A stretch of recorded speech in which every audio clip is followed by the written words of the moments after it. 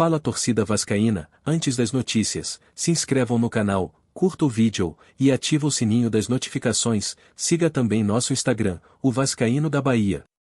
Pedrinho em sua coletiva na quinta-feira citou alguns nomes, pedindo explicações na venda do Vasco, e essas pessoas citadas por Pedrinho se pronunciaram, veja o que cada um falou. Luiz Melo, CEO da SAF do Vasco. Desde minha saída do dia a dia do clube há mais de um ano, nunca fui chamado a prestar esclarecimento em nenhuma comissão.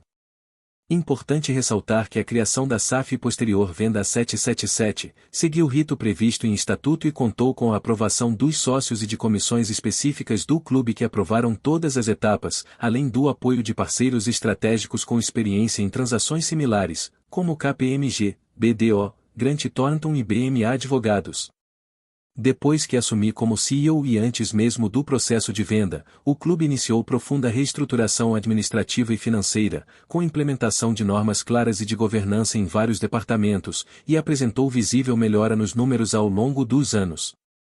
De maneira concreta, em 2020, mesmo o clube estando na primeira divisão, suas dívidas, em demonstração financeira auditada, aprovada e listada no site do clube, estavam em R$ 832 milhões, e esse valor em 2024, atualizado pelo IPCA, já superava R$ 1 bilhão. E as receitas neste ano chegaram a R$ 235 milhões. Já em 2023, estas mesmas demonstrações financeiras auditadas e aprovadas mostram que as dívidas foram reduzidas para R$ 696 milhões, R$ 740 milhões em 2024, atualizado pelo IPCA, e a maior receita da história do clube foi atingida com R$ 364 milhões, ainda aquém do potencial do clube, porém significativamente maior do que nos anos anteriores. Esses dados mostram o comprometimento da gestão à época na redução deste importante passivo, com importantes acordos junto à PGFN, implementação do RCE, e melhorias significativas nas receitas do clube. Este aumento de receitas é imprescindível para a sustentabilidade a longo prazo, e com base nas alterações propostas de governança e comerciais, o esperado para um clube da grandeza do Vasco para o ano de 2024 seria uma nova quebra de recorde. Por entender que o Vasco precisa de estabilidade para atingir voos maiores, não havia me pronunciado até o momento, mas algumas questões precisam ser esclarecidas para evitar que notícias sem as devidas fundamentações prosperem, inclusive com o uso de medidas judiciais quando cabível. Adriano Mendes, ex-VP de Finanças de Salgado. Foi com surpresa que fui informado das declarações do presidente Pedrinho no dia de ontem em sua entrevista coletiva, citando meu nome publicamente com conotação negativa, em um contexto de que devo prestar contas de algo. Antes de mais nada, sempre prestei contas do que fiz em minhas duas passagens no Vasco. A primeira de fevereiro de 2018 a dezembro de 2019, sendo a segunda passagem, de fevereiro de 2021 a outubro de 2022, quando fui vice-presidente de finanças com as contas sendo aprovadas no clube. Além disso, minhas passagens foram sempre marcadas pela busca incessante de transparência nas finanças do Vasco, cuja maior evidência foi a constante melhoria do balanço do clube.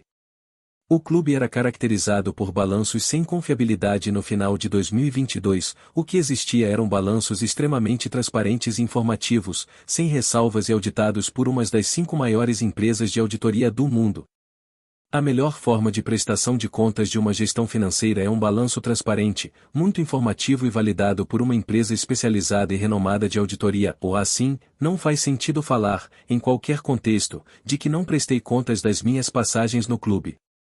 Em relação a essas passagens acima, tenho orgulho, junto com diversos vascaínos e profissionais, de ter participado diretamente de vários avanços como a já citada melhoria do balanço do clube, da reformulação do programa de sócios em 2019, da criação e gestão da Ovaquinha com os torcedores que financiou a inauguração do nosso centro de treinamento, do debate e aprovação do projeto de reforma de São Januário principalmente da redução da dívida do clube durante os 2 períodos em que auxiliei a diretoria administrativa. Se não vejamos, com base nos números auditados informados no balanço da SAF de 2023, a dívida bruta ficou estabilizada no biênio 2018-2019 e caiu mais de R$ 200 milhões no exercício de 2021, quando reestruturamos a dívida com as negociações com a PGFN no âmbito da RCE, fechando o exercício com menos de 800 milhões de reais, se era 1,035 bilhão de reais no final de 2020 e 797 milhões de reais no final de 2021, e em 2022, a dívida bruta voltou a se manter estável, fechando em 804 milhões de reais. Em consequência, não existe qualquer motivo para falar da administração da dívida do Vasco no período em que estive auxiliando o clube, principalmente na última passagem. Depois, cabe menção acerca da minha participação na criação da SAF e posterior alienação de participação acionária ao Grupo 777 Partners. Em relação a esse processo, o que mais fiz, com todos os demais envolvidos, foi prestar contas do que foi feito em processo extremamente transparente e aprovado em todas as instâncias do clube. Só para relembrar, em resumo, foi recebida uma proposta de um investidor caracterizada por aporte de capital de 700 milhões de reais em 4 anos, investimento ainda maiores do time profissional nesse período, manutenção de 30% de participação acionária e propriedade de nosso estádio para o clube, além da assunção de 700 milhões de reais de dívida líquida pela SAF, montante maior do que toda a dívida do clube na data. Essa foi a única proposta que chegou aceitando essas condições. A diretoria não aceitou a proposta recebida, ela imediatamente repassou a mesma para debate e análise de todos os poderes do clube, algo que perdurou cerca de 6 meses.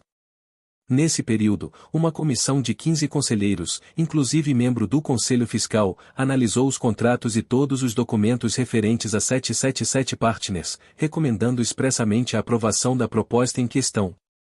Nesse ínterim, a 777 Partners estava em plena expansão adquirindo clubes e conseguindo aprovação dos mesmos em países como Alemanha, Bélgica, Austrália e França.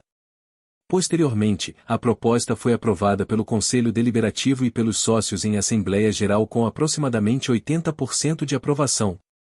Somente então, a proposta foi aceita e assinada. Todos aprovaram, como foi observado por todos os vascaínos nas sessões transmitidas ao vivo pela Vasco TV, pelo detalhado FAQ com perguntas e respostas e ainda por audiência pública. Logo, nesse processo, todas as contas foram prestadas e nada foi decidido sozinho. Todos participaram, todas as instâncias aprovaram e os sócios decidiram em sua grande maioria.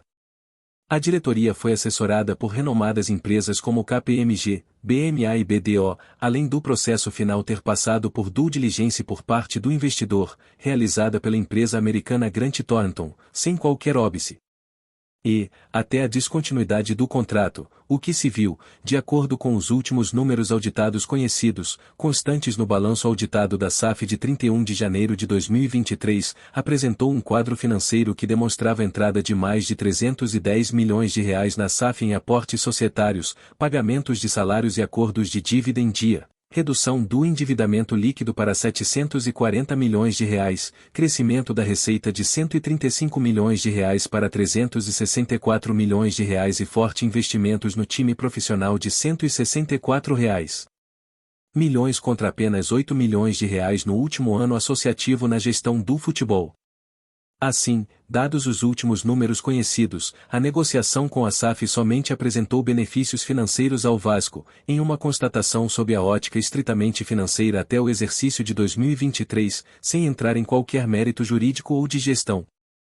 Sobre 2024, não se sabe os números e foi caracterizado pela descontinuidade do projeto SAF logo nos primeiros meses do ano. E vale sempre lembrar a realidade vivida pelo Vasco nos últimos 24 anos, com salários, impostos e fornecedores sempre em atraso, receitas declinantes e sem capacidade de investimento no futebol.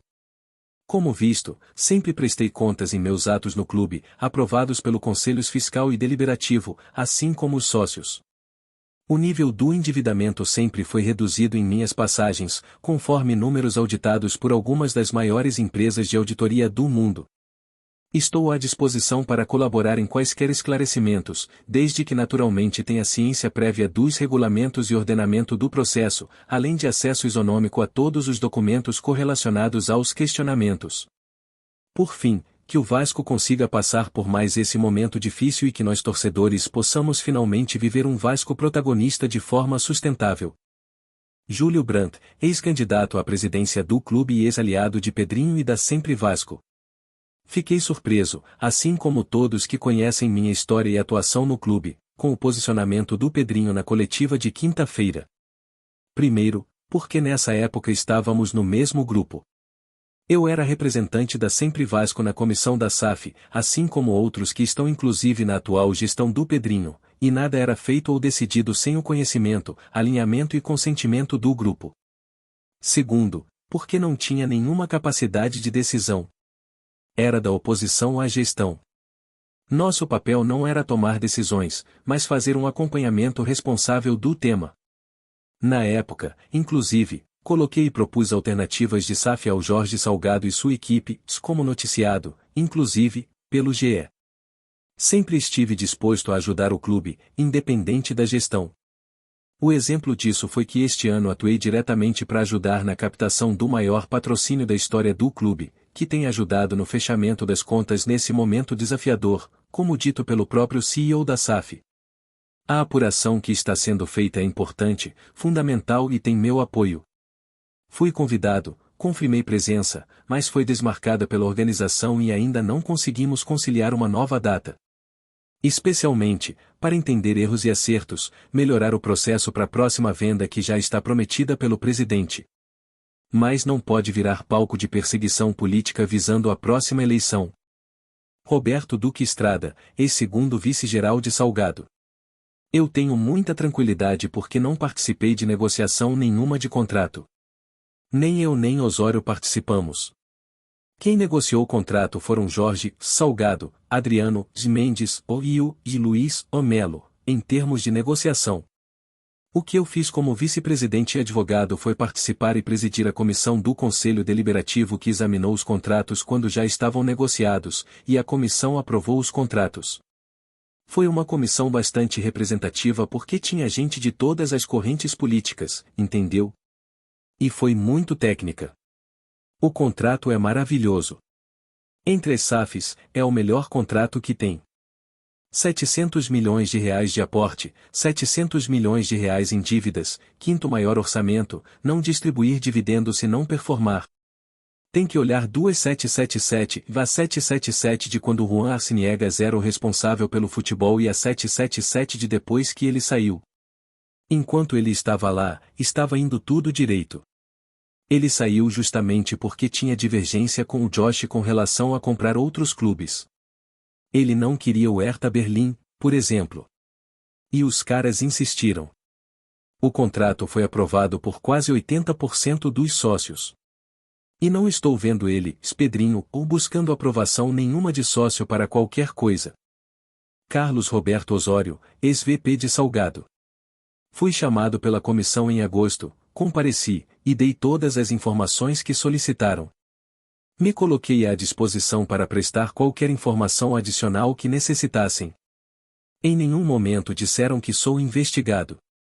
Nunca mais fui chamado. O José Bulhões não responderam ao contato da reportagem. A matéria será atualizada a qualquer momento com as suas posições. Vitor Roque já tem um vídeo no canal do que ele falou, e o Salgado não se pronunciou ainda. Nos últimos dias, o Vasco fechou com Anderson de Almeida, que chega como analista de mercado no Gigante da Colina. Será um dos responsáveis por encontrar nomes interessantes para o Cruz Maltino, na próxima janela de transferências.